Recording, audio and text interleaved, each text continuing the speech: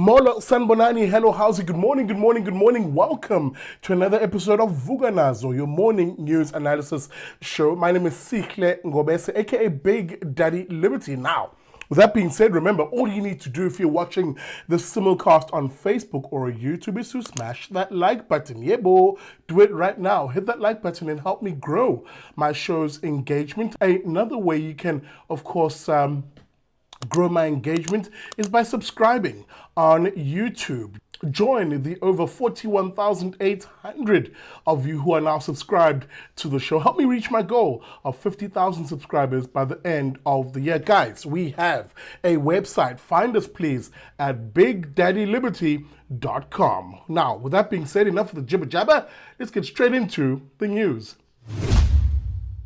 Okay, we begin this morning in Cape Town. Indeed, though, the story we're about to cover is a national story. It's one of another ambit or section of national government which has completely collapsed under this ANC government. South Africa, as you all know, is a country which was bequeathed to it by its colonial and apartheid era, a very extensive rail network, the very same rail network which ironically, even though created by our colonial yesteryear government and apartheid yesteryear government, was actually very, very useful for mostly poor Black individuals. It meant, for instance, that people could travel to economic opportunity cheaply and be able to hold down employment simply because the cost of traveling wasn't prohibitive. Rail used to be the backbone of transport in this country, but as I said, it has been destroyed over the last 30 years of ANC governance under successive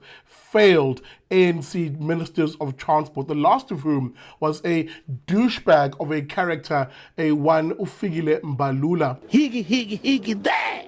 And the current minister, of course, not doing any better job at this. It seems one place that is taking rail seriously and is seeing slowly the recovery of it is the Western Cape. You'll know, of course, the Western Cape and the city of Cape Town have been angling for a very long time to shift the ownership of trains from PRASA, which is the Passenger Rail Agency of South Africa, that is a entity owned by the national government, to shift it from national government and have it be run by effectively the city of Cape Town or the provincial government. Now, there's lots of movement in that regard. Indeed, the cooperation between current PRASA and the provincial and city administration seeming to bear some fruits, with the major lines in Cape Town having been reopened. You'll remember, of course, Cape Town's rail infrastructure effectively collapsed during the spicy cough period and just after the exit from lockdowns. As I said,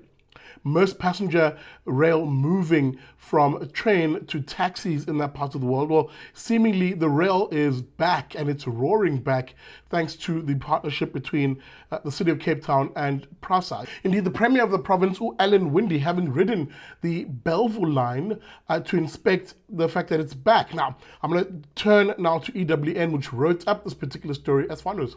Now, Premier Alan Winde traveled, of course, by train from Cape Town to Belleville, as I mentioned, to assess the efficacy of the service. You'll remember, of course, that last month, a section of the Central Line was reopened after 3 years of being shut down. It's unclear when the rest of the line will be functional. PRASA spokesperson themselves, Uzino Mihi, acknowledging the Premier's having taken the train and interacting with commuters. End of quote. Now, again, I mention this because, as I sort of said at the lead of the story, passenger rail in this country has completely collapsed. Don't take it from me. Let's have a look at the actual numbers themselves. The numbers around passenger rail are covered by what is done yearly, of course, is the National Household Travel Survey that's done by Statistics South Africa. The latest data on rail transport in this country shows that complete collapse. Says the following. In 2013, the last time the NHTS was conducted, some 700,000